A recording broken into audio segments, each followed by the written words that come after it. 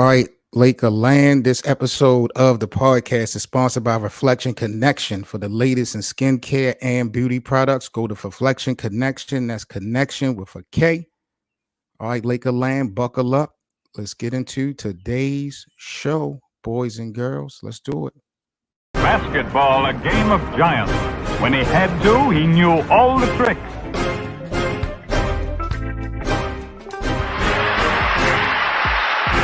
Nobody can pass that ball through the heart of the lane. 6. You want to put on a show here.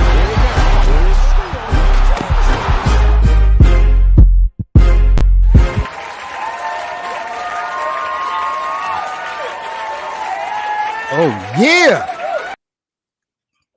Purple and gold skies, boys and girls. Welcome back. Episode 5. We in the building, Laker Land. I am your host, as always, Seven Mitchell. Appreciate you guys coming back this weekend. We got a special guest joining us. We coming off of a loss last night, so we got so much to kind of unpack in today's podcast. So shout out to everybody in Lakers Nation. Shout out to the NBA community as a whole. Big up again to my partners in crime, Hank, Cole, BA. I know those guys are out today. They got some things going on, but they may pop up before the pod is out. But shout out to my team. Joining me today, a man who has and wears many hats in this NBA community. If you guys are familiar with the Best of Seven Sports Talk, my first initial platform, he came on very, very, very many hats. Journalist, producer, writer. I got the homie Nick Mack joining me this afternoon. Nick, what's up, brother? I appreciate the intro, my man Seven. It's good to be back on a different platform with you again to talk some basketball. Season's getting down to the wire. Some exciting stuff going on, including your Lakers. My Mavericks. I know you all see me decked out in the Mavericks gear. I promise to be as unbiased as possible. But on a roll right now, so we'll talk about it. But really, thanks for having me. Happy Easter to everybody out there, you and yours. And can't wait to get into it. That's right, man. Happy Easter to everybody. Hope everybody have a safe weekend. We got an unbelievable episode number 5. If you guys are in the live stream, in the live chat, shout out to you guys. Sensation in the building. I see you, man. We are about to rock and roll here. Episode number 5 of Lakerland. Let's get right into the show. We're not going to waste you guys' time. So last night, man, a very embarrassing performance by my Los Angeles Lakers after coming off of a 5-game winning streak. They lose to Indiana 109-90. Shooting the basketball from the three-point line was just horrific for the team. I think that really was the deciding factor of the Lakers losing last night to Indiana. Now, overall, the season series, the Lakers did win the series over the Pacers. But also, at the end of this game, I don't know if you guys saw it, but once again, LeBron James exited the sidelines before the buzzer is, sounded. And we've seen this time and time again. Nick, did you catch any of last night's game? And what's your thoughts on LeBron James leaving the bench early when his team constantly loses? Should the NBA, should the team really look into this when we talking about LeBron's behavior? I gotta be honest, man. I caught a little bit of the game early. It was definitely a great game in the first half. I think it was only a couple points at halftime. But as far as LeBron goes, I gotta be honest. I was watching Duke last night. I'm a Duke fan, so they were playing to make the Elite Eight, and they pulled it out last night. So shout out to them. Shout out to the Blue Devils. When it comes to LeBron's behavior, my whole thing is, I really don't think it's that big of a deal. I think it's something that gets scrutinized because it's LeBron James, and everything he does gets scrutinized. I think he's not the only one that does it, but I think it's the only one that the cameras immediately go to when he does it. Yeah. And I really don't think – I think it's a much bigger deal than it's being made out to be. I think he goes back – he's dealing with a serious ankle injury. He's been dealing with it for a long time, the foot injury. Goes back to get treatment early when it's a blowout game like that. But if he needed to be on the floor last night with his team, he would have been there. And he's shown that this entire season. He's shown that since he's been a Laker. If he could play, he's going to be on the court when it matters. So I think you take the good with the bad when it comes to somebody of LeBron James's caliber and what he means to the team. I think you're absolutely right. My problem with this is just the optics, and LeBron James over time has always been a master of manipulation, and he's always done little things to kind of create a storyline or a narrative. And it could definitely be because his injury going back, getting attended to a little bit early, but because we've seen him do this so many times, it's just a bad look from the optics. But LeBron is an elder statesman. He's if one of the oldest, if not the oldest guy actively in the league. So he's going to get some leeway. But I was just wondering, like, should the team speak to him? Should the NBA? Because it is a bad look, and I don't want to see a trend of other up and coming players or even veterans leaving the game just because they lose. And like, you got to take your L's just like everybody else on your team.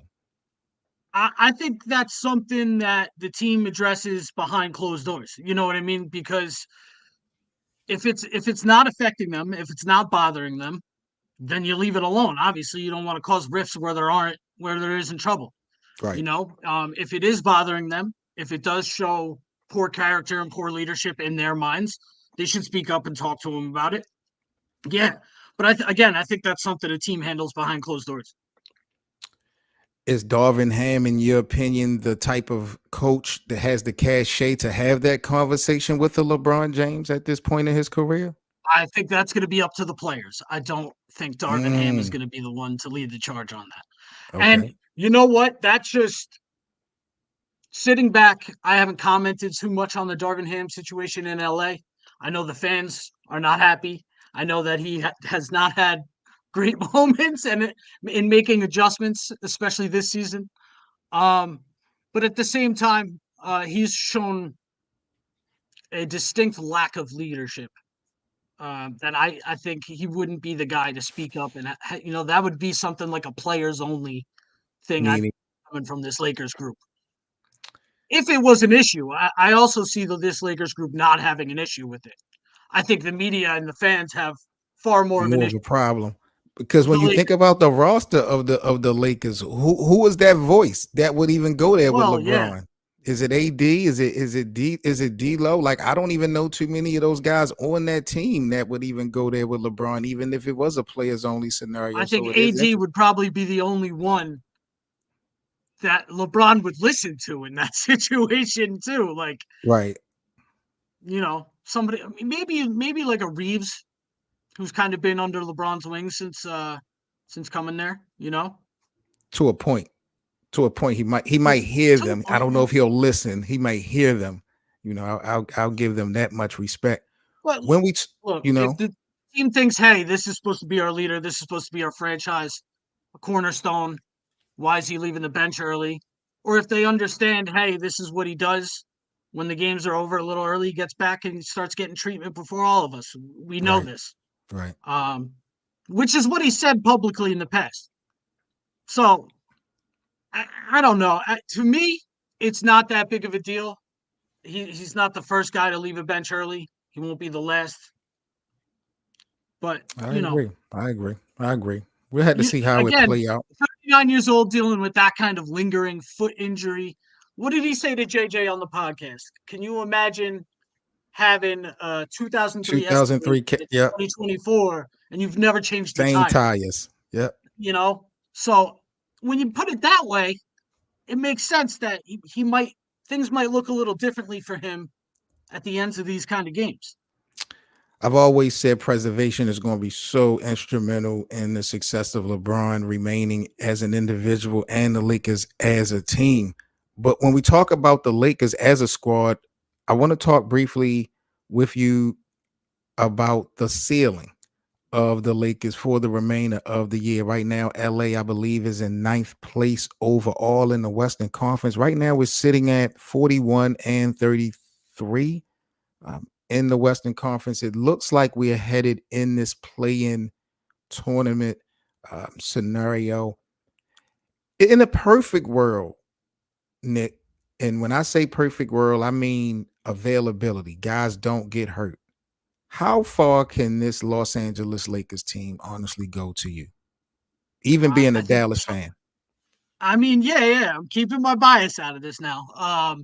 No, I think we saw it last year. I think this team is dangerous when it comes playoff time, and they showed that a year ago. Um, in this play-in tournament, my Mavericks are lingering, but luckily they're 2 games out of the 7th spot now with this latest surge. But the Lakers have been on a roll too. They won 5 in a row prior to that loss last night. And it's really going to come down to their depth once again. I think what we saw in the playoffs last year was guys like DLo and Reeves and Rui and Vanderbilt making major contributions that fueled that Western Conference Finals run. Because remember, LeBron was shooting the ball really poorly, especially from beyond the arc. He's Yep. much better this year, but in the playoffs last year, I think he was 22% from From beyond the three. arc. But, Yep. and they made up with that. Big games from DLo, big games from Reeves to get through the Warriors, to get through the Grizzlies, and nobody was really competing with Denver last year. But this team is going to go as far as their depth takes them, and that's a lot of Western Conference teams this year, including my Mavericks. Um, how how consistent can Hachimura be in the playoffs? How consistent can DLo be in the playoffs? DLo going 3 for 14 from the field last night was a major reason why they lost that game. How's the health of the Lakers going to be? What kind of contributions can Gabe Vincent make in a playoff run if he comes back? What kind of contributions can Vanderbilt make on the defensive side of the ball if he comes back for the playoffs healthy? So there's a lot of unanswered things for the Lakers, but they are trending in the right direction, the same direction that I did see towards the end of last season. Word. Now, one thing I want to get out the way and get your opinion on is this narrative that the Lakers are better without LeBron James. Now, we've seen LA pull some big wins together this season versus Milwaukee, versus Boston, I believe the Clippers as well. But this weird narrative in the NBA community is now coming out that the Lakers are better off without LeBron James. What's your thoughts Okay. on that, Nick? Short term and long term. You know where I stand on the whole all-time debate thing, and how I think LeBron is right there with Jordan in the GOAT debate. That being said, it has been 20 years. Can we stop with this BS that any team is better with LeBron James off the court? Are you the most intelligent basketball player you've probably... Nonsense. Absolute nonsense. Yeah, the record says one thing, but in the playoffs, you seriously tell me you don't want LeBron James on the court because they're a better team without him on the floor? Get out of here. That's the most ridiculous thing ever. It is, because it's not even about a want. It's a need. It's mandatory. You cannot put your rent money on Anthony Davis to lead, to do what's asked of LeBron.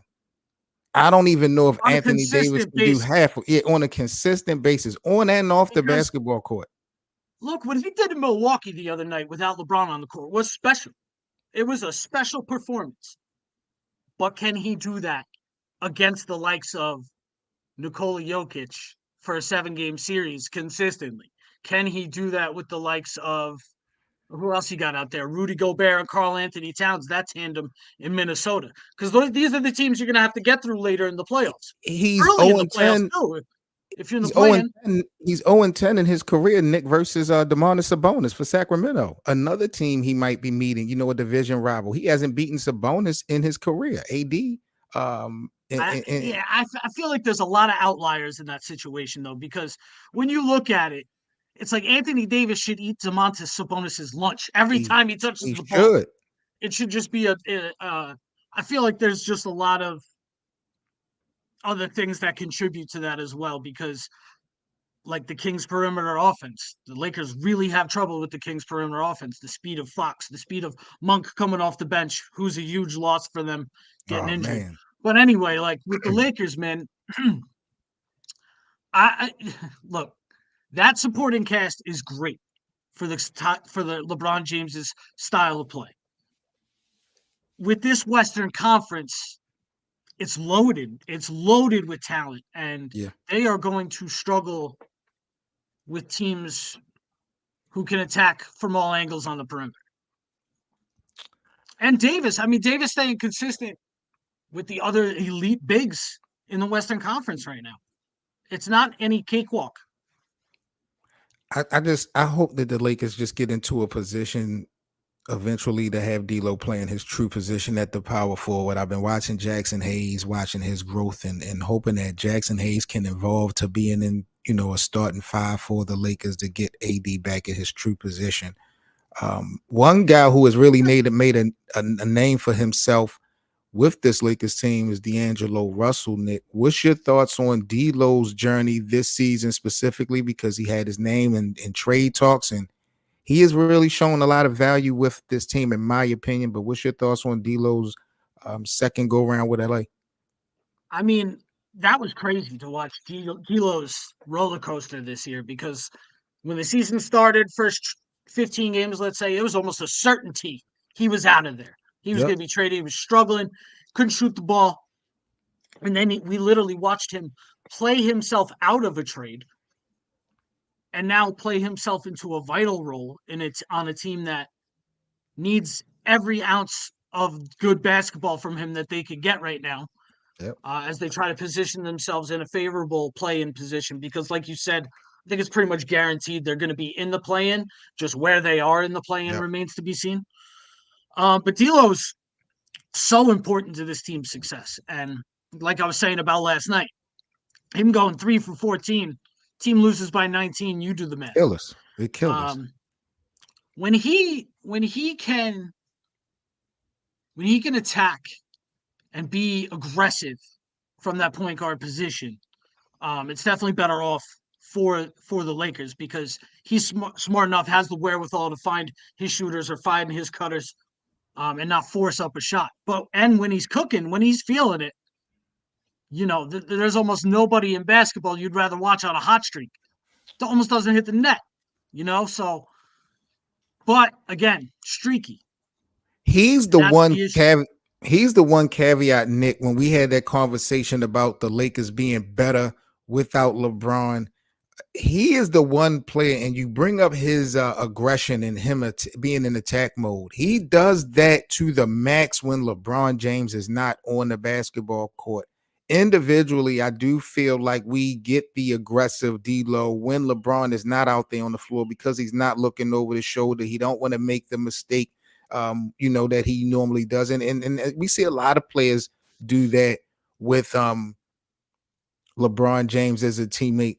So I think individually, some guys can shine more or less when LeBron is not out there, but as a whole, to win games, you have to have LBJ. But I love the aggression from D'Lo. I've been very impressed, because I really didn't embrace his return to LA, but he has definitely shown him to be one of the more valuable guys that we have.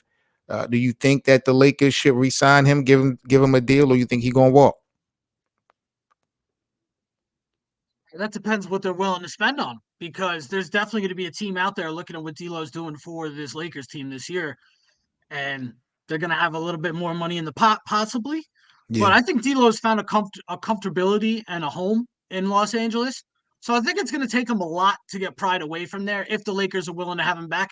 If I was the Lakers and what he has done, what he's proven he can do under the bright lights with them so far, I would give him a deal. I would give him a 1 or 2 year deal again, for sure. This is Lakerland, boys and girls, episode number 5. We are locked and loaded. We just coming off a conversation of D'Angelo Russell. I want to skip the beat and go to my guy, GOAT James, LBJ, LeBron. Nick, I know where you stand at when we had this conversation about who's the greatest of all time. We will disagree. We will agree to disagree. But yeah. Let me ask you this, because it's a lot that has happened for LeBron since you and I linked up the last time. 1,000%. What if anything has changed about your opinion with LeBron in this GOAT status, and is there anything that he can do now to change it in your mind? Here's the thing, and I'm going to be as unbiased as I possibly can about this. LeBron James, it's like a 1A and 1B for me, man. Like it is so close, and it really goes about what each person values in their criteria. And I think at this point in our lives, if you have an opinion, it is not changing. Um, if what LeBron James has done to this point does not make him the greatest player ever in your eyes, then that's probably not going to change unless he goes out there and has another epic Finals MVP performance, delivers another title to Los Angeles. That will make me say, hot damn, he's 39 years old, delivering this kind of performance. I have nothing left to say. Mm, All-time scoring leader happened since the last time we talked, 40,000 points. He continues to rewrite the NBA history books, and that says something to me. That speaks volumes.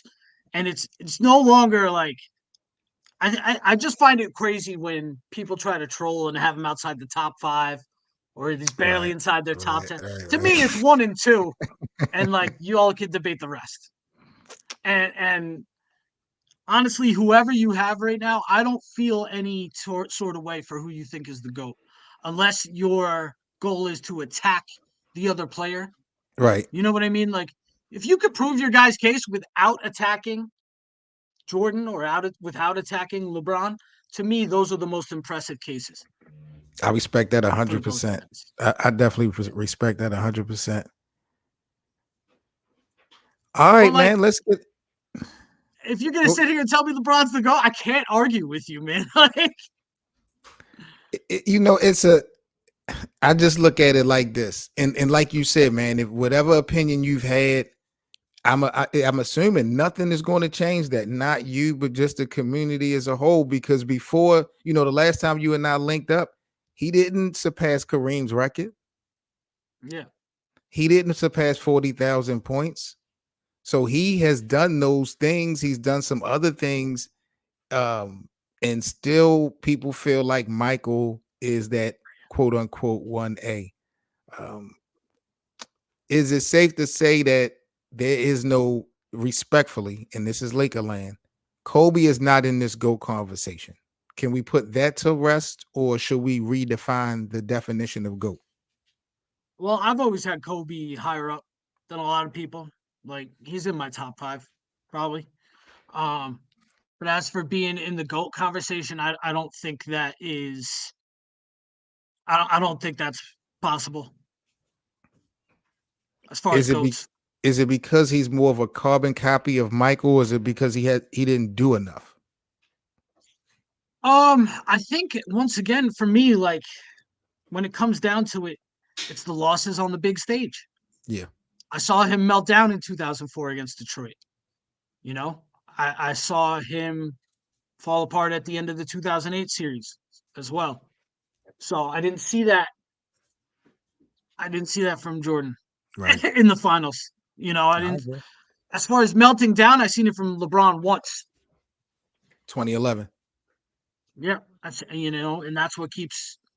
Mm-mm. Literally, it's the things that minuscule that keeps somebody from being the GOAT for me. Got you. All Because right, it's Nick. Let's that when you get to that level of play, when you're being considered an all-time great, it's literally little things like that that, separate that the separates you from greats. the rest. That's true. That's true. That's true. And the consistency of it. You Yeah, can't just look at bullet points. You have to also look at the consistency of it. The yeah. dominance of it. So I respect that definitely. All right, Lakerland, let's get into our TikTok segment of the show. This is our first TikTok topic. Real brief. Nick, which NBA player had the better Laker career? Anthony Davis or Pau Gasol?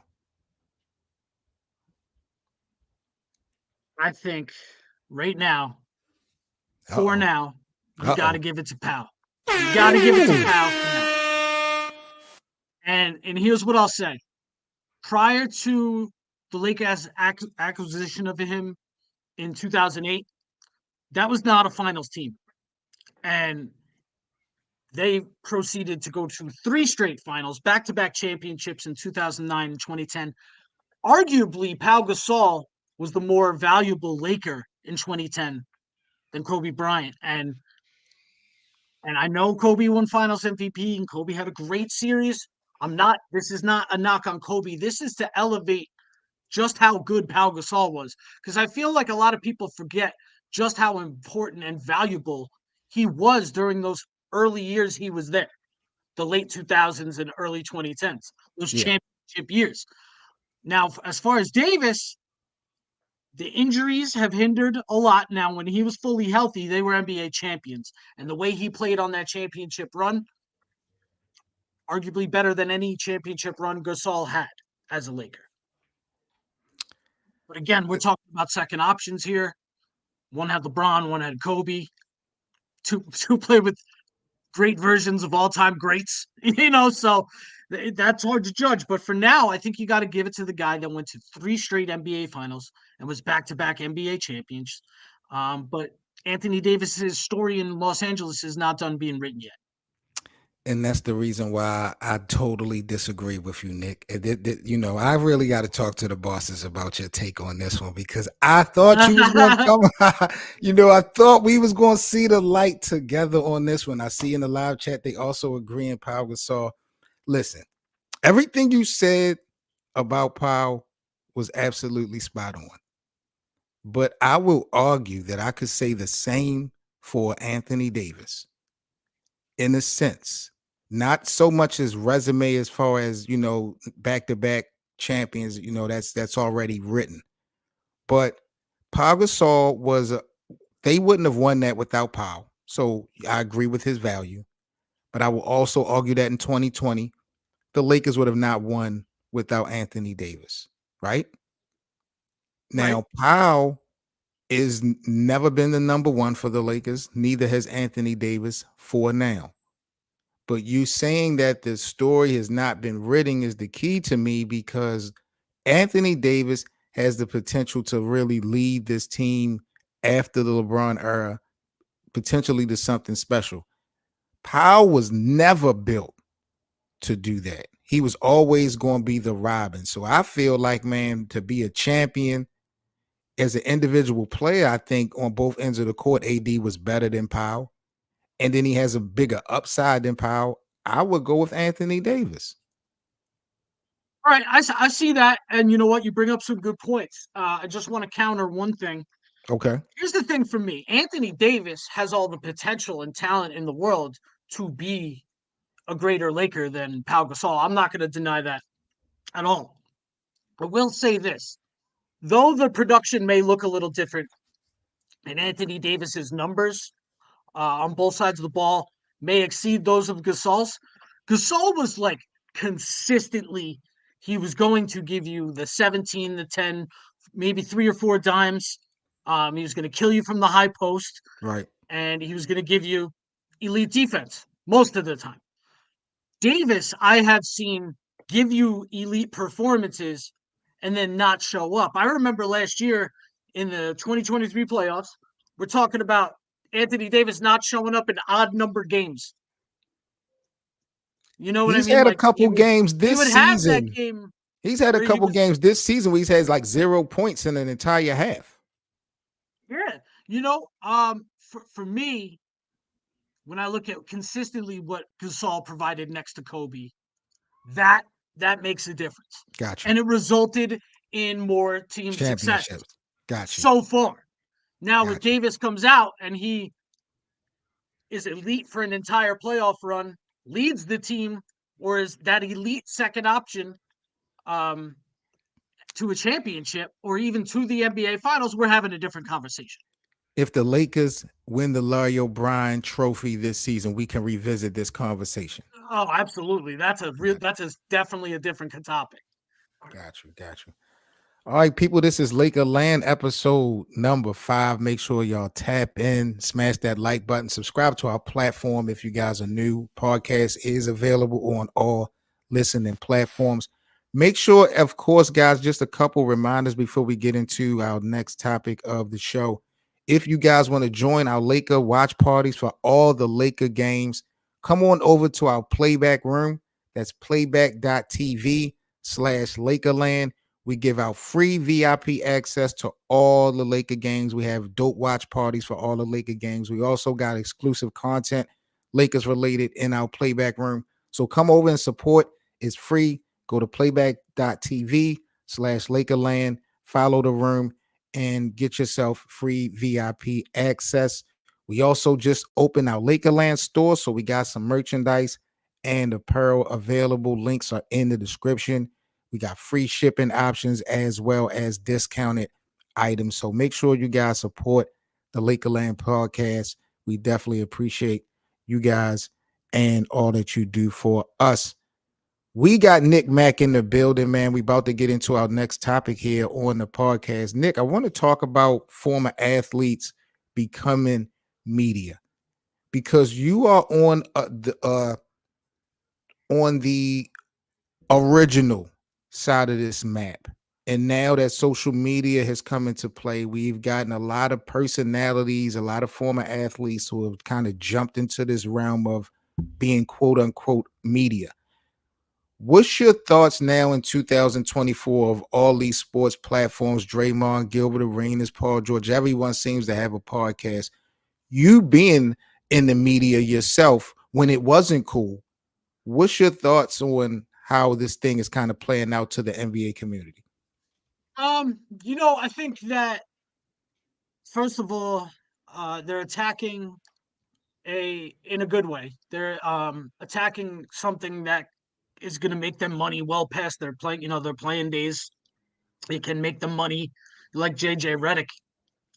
He's getting a bag right now Oh for yeah, talking basketball. He's a great basketball mind. He's got a podcast with LeBron James, which no one else in the world can say.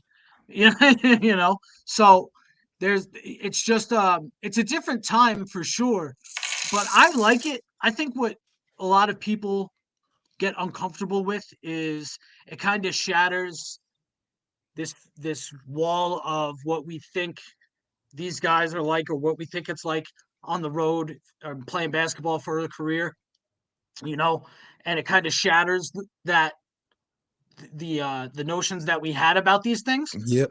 Um, and there's a lot of uncomfortability with that, but at the same time, I love it. I love getting the insight. I think the it gets outrageous, of course, with everybody wants to be number one and they want to say the most outrageous things. They want to make the most headlines. That kind of stuff gets a little crazy. Like Gilbert Right, Arenas takes it to a different level sometimes. Kendrick Perkins takes it to a different level sometimes.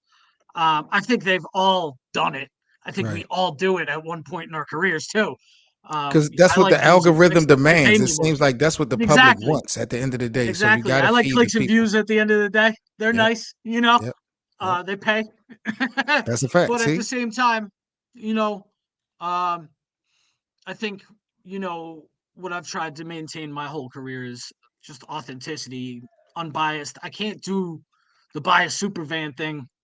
It's just like not in me because I right. cover everything from all angles, right? So it's like, how can I really approach things with a heavy bias? But that being said, it's really cool to get like this Jalen Brunson, Josh Hart podcast. That's been great to watch.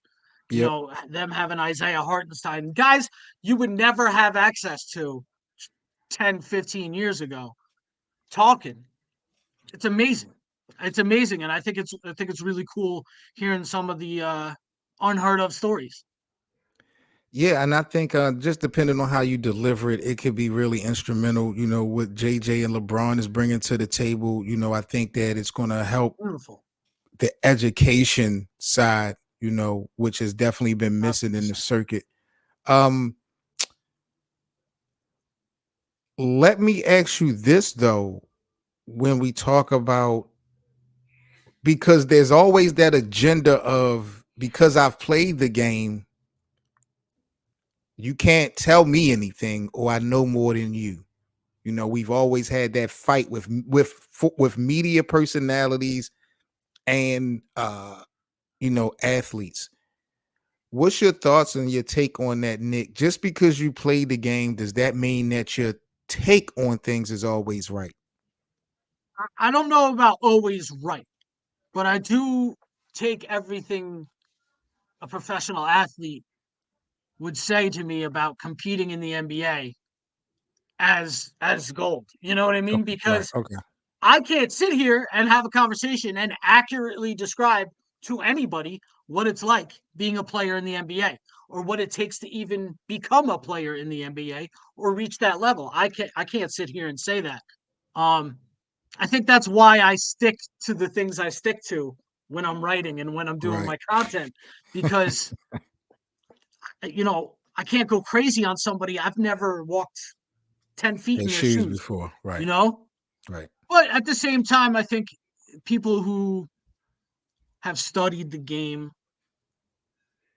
intensely, talked about the game, written about the game, and immersed themselves in the game, I think anybody can sit at the table and have a conversation. But I I, think anybody that knows the game knows within 3 minutes who the people are that really know it and love it and who the pretenders are. I feel like that's like an automatic, oh, okay, you're a troll. Oh, okay. You're here for entertainment. You're not here for basketball. right. There's a lot you could decipher within 5 minutes. I think it does definitely need to be a level of respect, a level of balance, because, like you said, who are you to go against what the professional players actually said about a certain topic if they're the ones that actually been there? But I do think something has to be said about the eye test, from an analyst or just a fan's perspective. I think players have to respect the fact that even though one individual may not have literally played the game, if you are studying and watching and analyzing, you will have a perspective, maybe from a different lens, but you will generate a perspective. And I just think former athletes need to respect that if they are going to be in this media realm, because a lot of people feel like what they say is law because they've played the game before. But I just feel like, man, if you've watched it, the eye test will tell you what's good and what's bad. I don't need to be a I will professional to say do that, you know? something funny along these lines. Did you see what White Chocolate Jason Williams had to say about Brian Windhorst? Yep, yep. Facts. I mean, I mean, like I'm sitting there laughing and I'm like, yo, he's got a point. Like at the same See? time, like damn, that's savage, but oh, he's got a point, you know. Yep. So I think there's got to be a balance. Like there's no doubt to me that Brian Windhorst knows the game, but at the same time, the messenger don't exactly match the message. Who's your favorite, or who you think is the best athlete media personality out right now? Athlete media personality out right now. Ooh. Former athlete that's in the game right now that got a podcast. So do you have a favorite? Hmm. You know, I'll always be a fan of Matt Barnes and Steven Jackson. All the Okay, smoke, all the got you. smoke is one of that's a must listen every time they're on, in my opinion. KG and Paul Pierce are doing their thing too, and I love Yep, what they're bringing to it. They're bringing in the entertainment and the knowledge and the just all of it, and it's just the two of them, and they're like best friends. Just talking the game and talking current storylines too. Like they're not yep. just flashing back to their playing days. They give you a great mix of everything. So I think those are my favorites. But yeah, definitely KG and Paul Pierce up there right now. Got you, got you.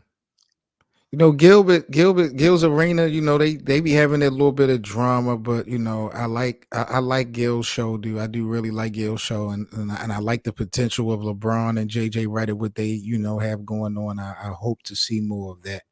But yeah, guys are doing their thing, Shout man. out to Gills Arena. They had some of my content on Fadeaway World on there that they were Oh, discussing. really? Shout out to them. Yeah. Dope, dope, Yeah. dope. All right, man. Let's get into another TikTok segment here on Lakerland, boys and girls. Make sure again, y'all smash that like button. Subscribe to the channel, boys and girls. Let's get right into it. So, real quick, Nick, let's play Guess This NBA Player. I'm just going to pull up a couple childhood pics of NBA players. I want you to guess who Okay. the guys are. Let's start off with this young man. Guess this NBA player, Nick. That's KD. That's easy. AD all day, making that easy. All right, let's get into the next one real quick here on Laker Land. Guess this NBA player, Nick. That's D-Book. D-Book from the Phoenix Suns. My man Nick is 2 for 2. Last but not least, Nick Mack, guess this NBA player. Wow. That is one of the best shooting guards to ever play this game, Mr. Dwayne Wade. I would have called him Mr. Overrated, but I'm gonna let that go because I don't have enough in the tank to really go there. But shout out to D Wade, man. This is the Lakerland Podcast, episode number 5, man. Shout out to everybody in the building. We about to get into our exclusive interview part of the show. The main ingredients of why I brought my dog Nick Mack on the show today. Now, as I told you guys at the top of the top, Nick is a guy in the NBA world that wears many, many hats. Nick, kind of go by briefly with the people, your background, your history, what that resume looked like, because I definitely got some questions to ask you, but, just give the people a little bit of background of what you had going on in the NBA community. So my career basically jump started during COVID. Reached a lot of boredom being stuck at home, so I started a sports blog. Before I knew it, I got picked up by to be a producer with the Ryan Show FM, which is a nationally syndicated radio show hosted by Ryan Vernell, who I went to high school with, and Mr. Cheeks of the Lost Boys, the rap group from Queens, New York, from back in the 90s. So that was a lot of fun. I got to do a one-on-one interview with Allen Houston and Sugar Ray Leonard to kickstart everything. And then I got involved with the Hugh Jackson Foundation. I started working for former NFL coach Hugh Jackson. I was interviewing different players about their foundations and charities. So that was a really dope venture. Dope. And that opened the door for a lot of other things. And meanwhile, Ryan got hooked up with Fox Sports Radio in Rochester, New York. So I'm now a contributor with Fox Sports 1280 and Fox in Rochester, New York as well every week. Congratulations.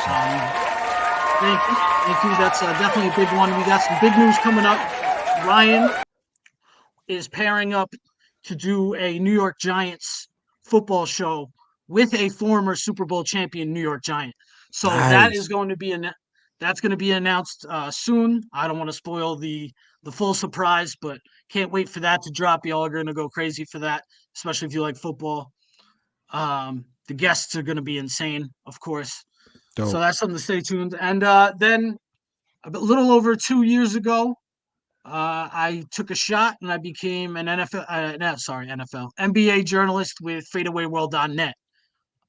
That recently, we parted ways recently. It was more so on my part.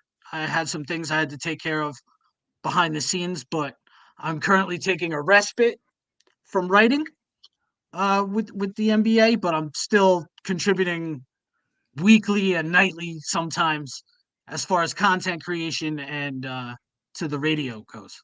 So, well, let me ask you, Nick, because Fadeaway is definitely an established platform in our game. What was the experiment like for you? Just working with them throughout the time that you did. I got to give a huge shout out to Fadeaway World, man. They really treat their employees and the writers very, very well. Not just talking financially. I'm just talking about how much they care about their writers, what goes on with their writers. So, and it's not just a team of writers. It's also a team of graphic designers, news platform people chasing down stories. Right. So there's a whole squad over there that really took care of each other. They're a really good team, and that's why they've made the progress they've made so far. And shout out to them, man. It was a really great experience. I don't think it really could have gone any better. I got to live my dream for 2 years, and be rewarded handsomely for it. So dope. I wish them nothing but the best, nothing but the most success in the future, and I know it's coming their way too.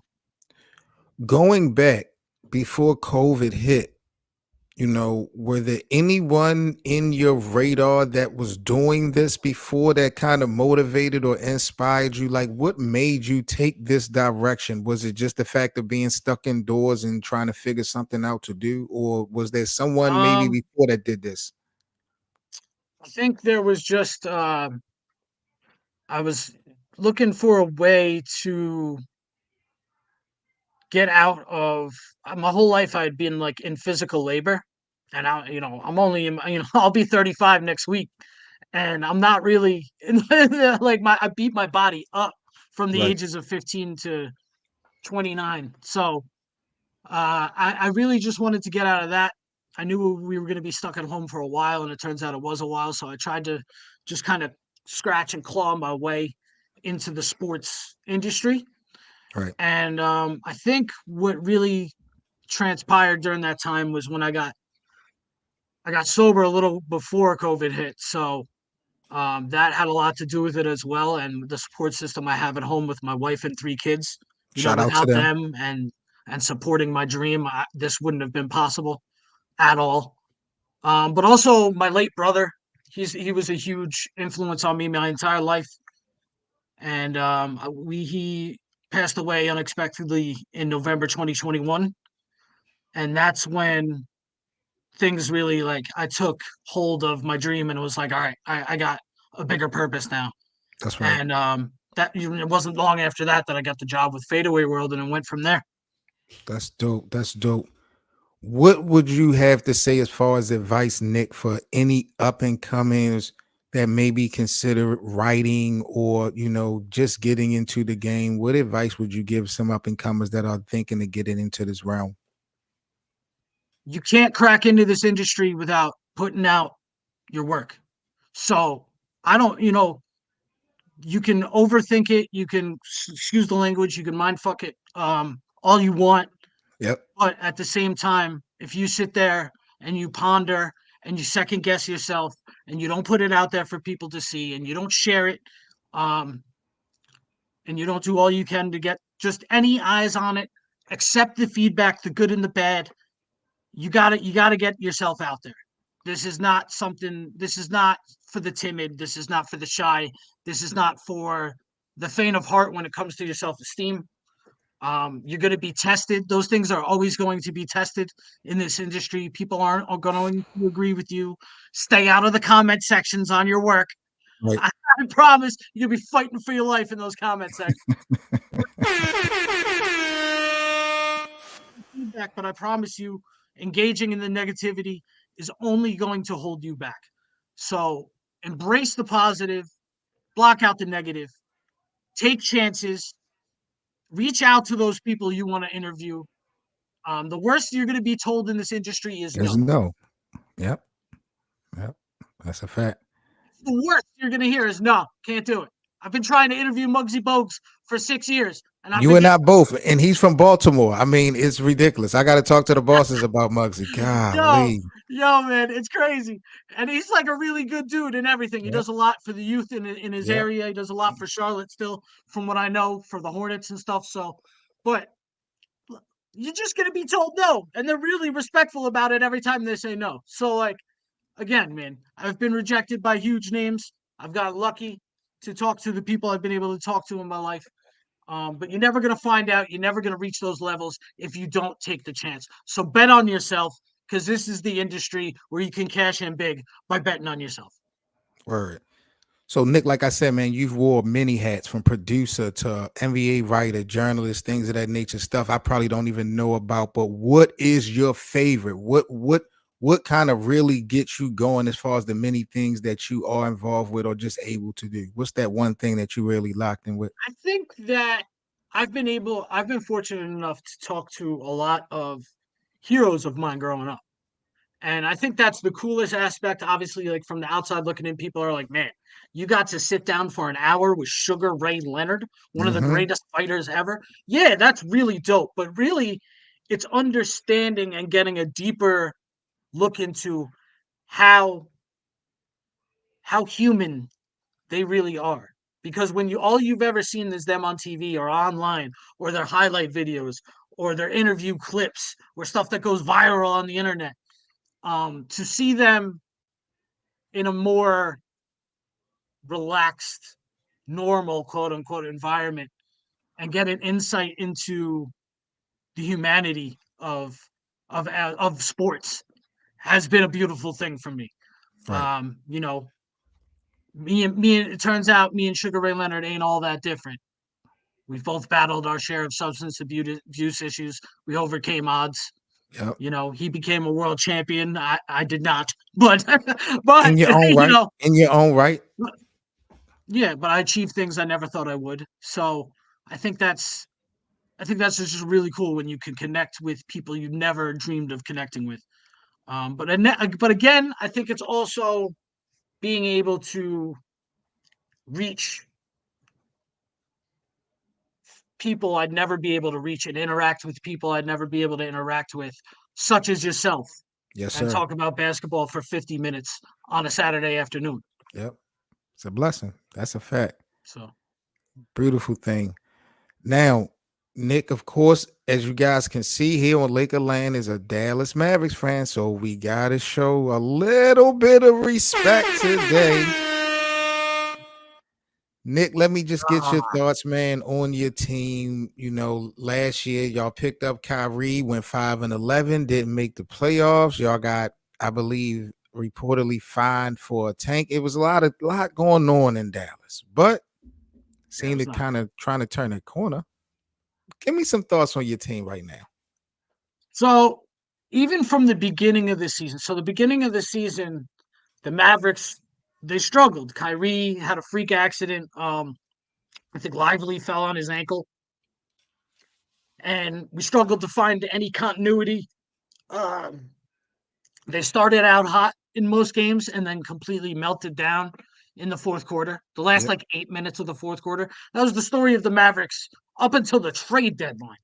Um, those moves at the trade deadline, Daniel Gafford, PJ Washington, they've been huge defensively for the Mavericks and on the glass. And I think it's enough to you're not going to slow down, you're not going to stop a Nikola Jokic, but you can disrupt him. And I think the length the Mavericks have now and the attack they have on the perimeter when Luka and Kyrie are playing in sync like they have been, it's scary, man. It's scary how efficient Dallas can be. Now, that being said, their depth it has been horrifically inconsistent. And I'm talking about the Tim Hardaway Jr., who was an early season 6 man of the year candidate and then Yep. completely fell off the map. Disappeared. I'm talking about even PJ Washington has been inconsistent finding his jumper. Or Dante Exum, who's had his big moments with Dallas this year, last night being one of them, huge win over the Kings. But he's also been inconsistent. Maxi Kleber, always injured, especially this time of year. So Josh Green, injured right now, hasn't been a part of this 6 game winning streak at all. Have a huge game against a surging Houston team on Sunday, Yep. who has won 11 in a row. Bro, yep. So it's definitely an interesting right now for Dallas. However, when Luka and Kyrie are in sync the way they have been, even on rough shooting nights, finding it in the second half, they've completely flipped the script. They've Yep. struggled out of the gates, and they are closing games with tremendous efficiency and aggression. Yeah, your boys are looking good. Let me ask you one more thing about your team. You know, everybody feel like their team is going to win the championship, but just realistically knowing the game, studying the game, watching the game, when you look at your unit, Nick, do you feel like you have a unit that could literally win the Larry O'Brien Trophy this season, or or deep down inside you know there's still a piece missing? I know there's a piece missing. I know there's a piece missing. Now could they shock me and make another conference finals run? Wouldn't put it past them. I didn't expect them to make that run in 2022, to be honest. Yeah. Um, but that was only 2 years ago. And to me, this roster is better than that roster. So, like, could it happen? Possibly. Sure. Am I banking on it? Hell no. I just the West is so loaded with talent right now, man. At Yeah. the top of that conference with Minnesota, you know, with Oklahoma City, with Denver. I think it's Denver's conference to lose again. At the end of the day, I think a lot of people feel that way. can you see Now, him and when Luke? you Can get you see Luke past and the Joker three linking seed, up? though, I think I think the Mavs can hang with anybody below the 3 seed easily. Okay. In a 7-game series. Clippers, easy. Pelicans, all day. So the Kings, I think they've proven with back-to-back wins over the Kings, must-win games that they can hang with the Kings. So not worried about that either. So I agree. I agree. All right, boys and girls, last topic here on the Lakerland podcast, episode number 5. We got Nick Mack in the building. Last topic of the day. Now, Nick, this is just a continuation of a topic that we had on the Best of 7 last year. We talked about the impact of the international players of the NBA and how it seems to be kind of a takeover when we talk about the success individually and as teams. We talk about Luka and Nikola Jokic and stuff like that. Are the international players right now in today's game the best that the NBA has to offer? Let's start there. I mean, look at it. Top 4 MVP candidates this year, all international, including SGA with the Thunder. He's Canadian. Yep. There is, I think, the international pool of talent is better than it's ever been. I think that's quite the obvious stance take. But look, you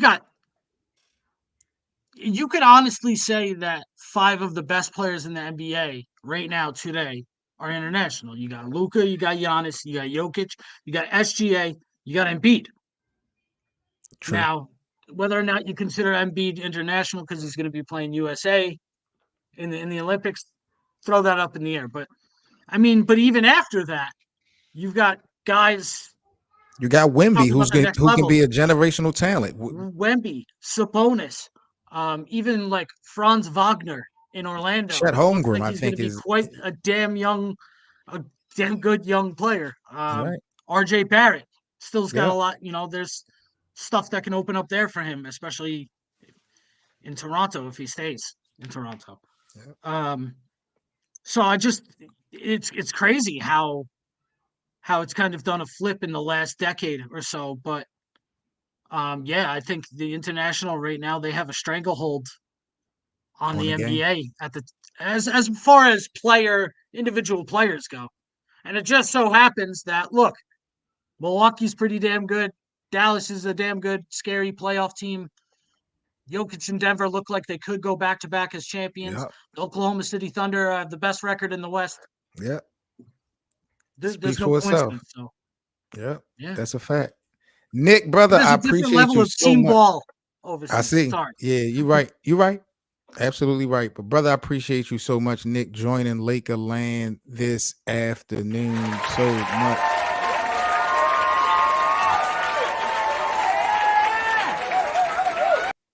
I love to be on Lakerland. Out of here. Nick, let everybody know where to follow you at, bro, before we sign off. Mainly, you can just see me on my Twitter at NickMacNBA. You'll see me. It's a picture of me in a Fox Sports poster, I think, is my profile picture. So nothing special. But you'll see me mostly on Twitter. You can see my stuff. No doubt, man. Shout out to my brother Nick Mack, man. Big up to Sensation, man. Shout out to my guy, man. Big up to everybody in Lakerland, the Laker Nation, as well as the NBA community as a whole. I am your host, Seven Mitchell, with the Lakerland staff. Shout out to my brothers Cole, BA, and Hank. Once again, guys, come over to our playback room. That's playback.tv/Lakerland. Follow our playback room for all Laker watch parties. We're giving free VIP access. Plus, we got a lot of other things going on there in our playback room. So come over, have some fun with us in the Lakerland playback room. And also another reminder, visit our Lakerland merchandise store. Links are in the description. We got shirts, sweatpants, hoodies, mugs. We got a lot of little dope things we kind of rolling out down the pipeline. So we getting things in order. Nick, once again, bro, I appreciate you joining us here at Lakerland. I hope you and your family stay safe. Have a happy Easter. And we are out, brother. Absolutely. All right, now. Peace, everybody.